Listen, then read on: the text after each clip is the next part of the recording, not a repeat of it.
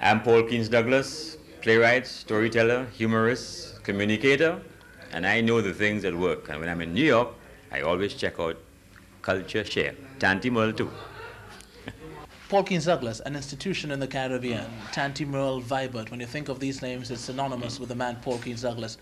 But what it is that drives you and keeps you going? Well, the point is that I think I have a vision of the kind of work I do, what can be done with it, where it leads me to. And it is something I sort of stumbled into almost accidentally, because I began as a writer and then began to perform the work, and that took off, and more and more people asked me to do more readings, and then you reach a point where you had to make a decision about, what to do with your life. And I made a decision. I think that this is what I was meant to do, because I feel so comfortable with it, and took it as a serious career and went full time. And I think the response is what keeps me going, because I've never had a bad moment in the career. I mean, I've had ups and downs, but the response, the fact that you're bringing joy to people, wherever you go, you're welcome, people like you, and people walk up to you and say, they like this, you can see the good that the work is doing, right? And I think in many ways, the things I do are very necessary for Caribbean people, because I'm talking about them, I'm talking about things that other people don't want to talk about because you can't make money out of it. Publishing work that normally publishers not interested in, because why? They can't make money out of it. And certain things that we have to do in life, we have to do because they're necessary to do. Storytelling, for want of a better word, is not just storytelling, it's communication. It is talking to people, it's getting messages across. And in many ways, we are all storytellers. And how well we tell our story is very important to the success of what we do in life. So whether you're a radio personality, a politician, a priest, we are all storytellers getting that message across. So storytelling has basically been a vital part of our Caribbean lifestyle without us even understanding it. I mean, reggae is storytelling, calypso is storytelling. But you see, the word storytelling is taken to be something like a extracurricular activity you do for fun. But people fail to realize that all of us have our stories to tell. We are always telling stories, whether it's in the media, whether you're a newspaper writer, and when you stop to think of it, all of us have a desire to get a message across. But it's not just a case of standing up on a stage and just telling a story. It's not a case of standing up, as I say, mouth open, story jump out. It's not just a case it's a case of serious planning and structuring the story. Yeah, because, well, you see, I started off as a writer, and writers usually want to say something, have something to say. And good comedians and good storytellers have to have something to say. It's just a matter, people go on stage to give a joke to make people laugh.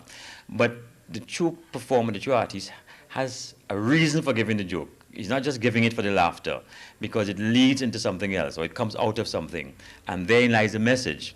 And then if you're a serious communicator, everything you do has a purpose in it. The joke is just a covering for the real story. And people get it psychologically, subliminally. They understand what you're talking about. And this is how people relate to messages that are couched within the calypso, within the verse. Because traditionally we have always been people through slavery who have hidden our true feelings because of oppression. We never really said what we wanted to say. So we have learned to say it in dance and music that our own people understand. Now we are a little freer, we can come out a little more and say what we really want to say. We have sort of lost the art form of telling the story, of using our imagery that makes us Caribbean people. But it also makes us bad communicators to our children, because we no longer know how to talk to children. We no longer know how to use the environment of the home to drive home the point. These are things we have done instinctively in the old days. We told children stories on Nancy, we had rhymes, we had riddles, all these tools we use to educate our children. Now parents are putting children in front of the television and let the television educate them. But you have lost that one-to-one relation. You can ask television a question, and the television gives you the same thing the same way every day. Storyteller can vary his topic, vary his story, bring in a new example, So the story is always different every time you tell it. There's always something different.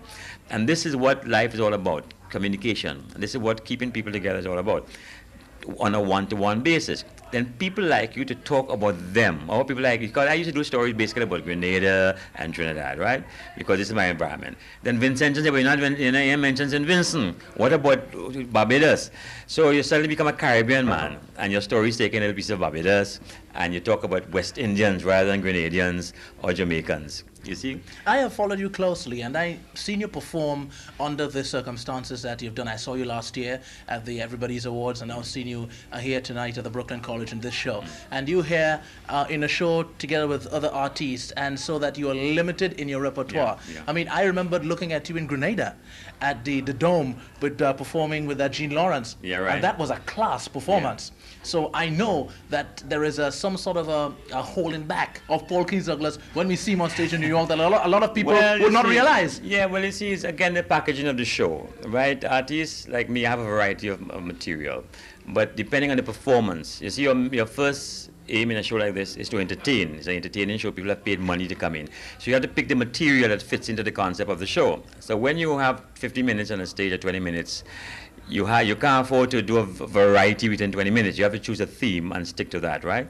Whereas when you have a whole show, you have 2 hours to perform. You can do the slow pieces, you can do poetry, you can do children's stuff, you can talk, you can laugh, you can make people think, make them cry, make them laugh, because you have the time. So most performances, you have to choose a material to suit the performance and to suit the audience.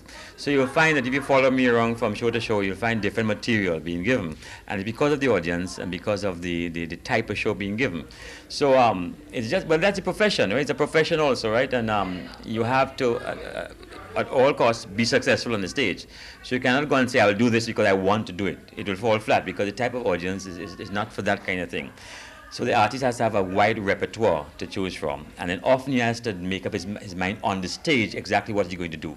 When you walk out there, you never know how the audience is going to take you. So people ask me, are you prepared? I say, well, I don't know until I see the audience. Because sometimes I prepare one story and I change it because the audience is not, you feel them. From the first word you say, you sort of sense the kind of audience you have. You either get a cold response or warm response.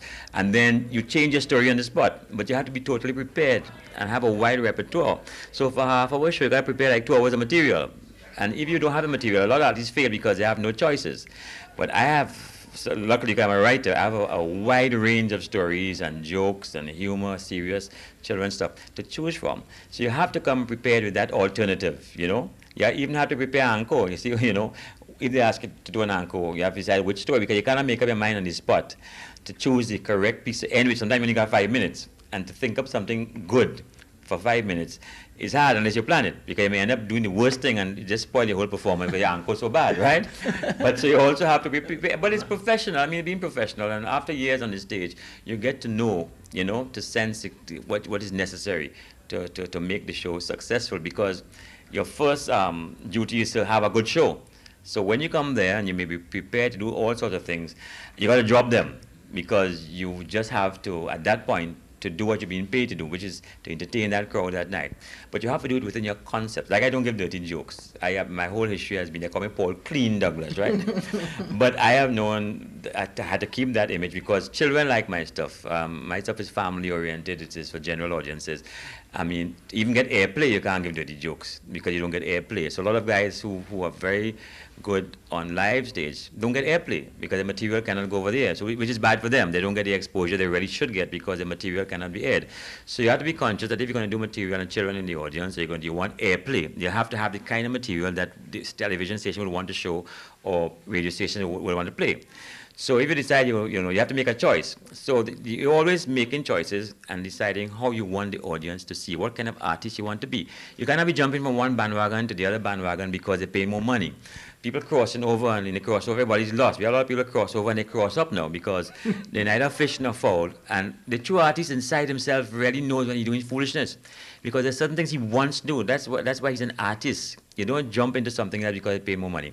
You find ways of making your thing pay you, People say crossover and change. I say no, find ways of making your thing work in a different environment. This is a challenge. You don't have to change it. You have to find ways of making the story work with that audience. All right. Now you have a video that is out, and as I say, the artists had to eat too. Yeah. Right? No, this video is called Mr. Tim Tim. It's my very first video. It was shot in Grenada at Marisho House. Okay, let's get several years ago. Right. And I've decided now to start releasing a lot of my old material. So it has some of the Tantia the Oval and the popular pieces from the old stories, the ones people know me for, Vibert and the Kite and all those things. And the first of 3 videos, I'll have 2 more coming out over the next year or 2, which will have my more up-to-date work. So this one only just came out like 2 months ago, and I'm now marketing it. But it's a kind of something, like it's like a collector's item then, because it was shot at Marisho House in Grenada. So you got a lot of Grenadians in the audience, right? So they'll see themselves. But basically it is me doing some of my very popular pieces from the old days. So it's going very well. I just got it out, and you know, I brought up a couple here for the show and stuff. But I'll be going to Grenada to do some promotion for it too, you know. Paul, let me say thank you very much. It's been a pleasure chatting with you. Okay. And keep on doing what you're doing. All right. All Take right, care. good. Bye-bye.